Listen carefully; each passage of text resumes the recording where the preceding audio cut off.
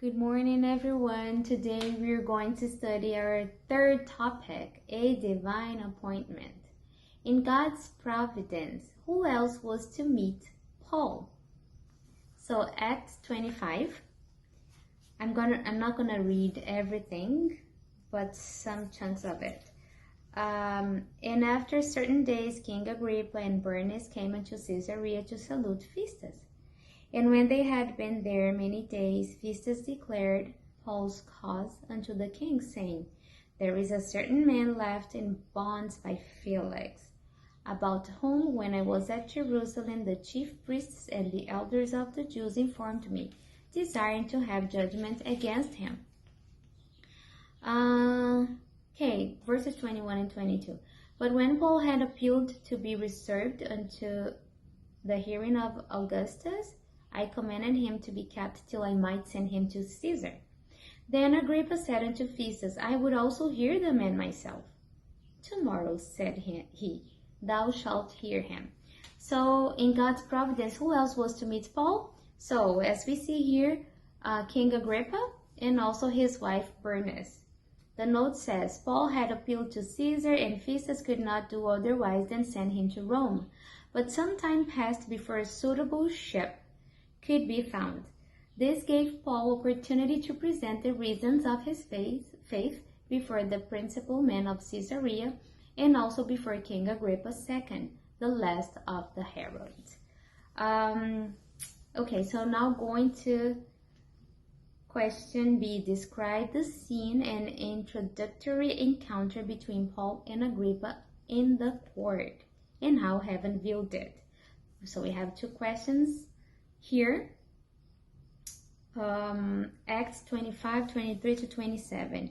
It says, And on the morrow when Agrippa was come, and Bernice with great pomp, and was entered into the place of hearing with the chief captains and principal men of the city, at Festus' commandment, Paul was brought forth. And Festus said, King Agrippa, and all men which are here present with us, you see this man, about whom all the multitude of the Jews have dealt with me, both at Jerusalem and also here, crying that he ought not to live any longer. But when I found that he had committed nothing worthy of death, and that he himself had appealed to Augustus, I have determined to send him, of whom I have no certain thing to write unto my Lord, wherefore I have brought him forth before you, and especially before thee, O King Agrippa, that after examination had, I might have somewhat to write. For it seemeth to be unreasonable to send a prisoner, and not withhold to signify the crimes laid against him. So as we see, there was a big contrast between Paul and King Agrippa, right?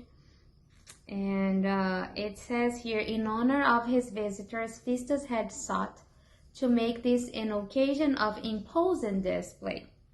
So the rich robes of the procurator and his guests, the swords of the soldiers, and the gleaming armor of their commanders lent brilliancy to the scene. The second paragraph reads, what a contrast was here presented. Agrippa and Bernice possessed power and position, and because of this, they were favored by the world.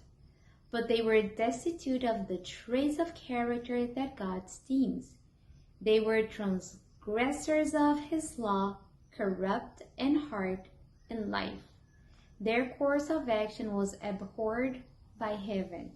So this was the encounter between them. So we have, on one side, we have Agrippa and his wife with power, beautiful garments, position. And on the other side, we have Paul, probably with a very modest garment, right? But we also see that God, he doesn't see he doesn't judge by the externals. And there is another part which I found very interesting here on the note, which is the last one, the very last one. It says, All heaven was interested in this one man. So not the one with power, not the one with beautiful garments, but the one that had simple garments, but was faithful to God and also to his commandments. Now held a prisoner for his faith in the Son of God, says the beloved John. The world knoweth us not, because it knew him not. The world knows not Christ, neither will it know those who exemplify Christ. They are sons of God, children of the royal family, yet their princely claims are not perceived by the world. They may excite their curiosity, but they are not appreciated or understood. So that's it for today. I'll see you tomorrow.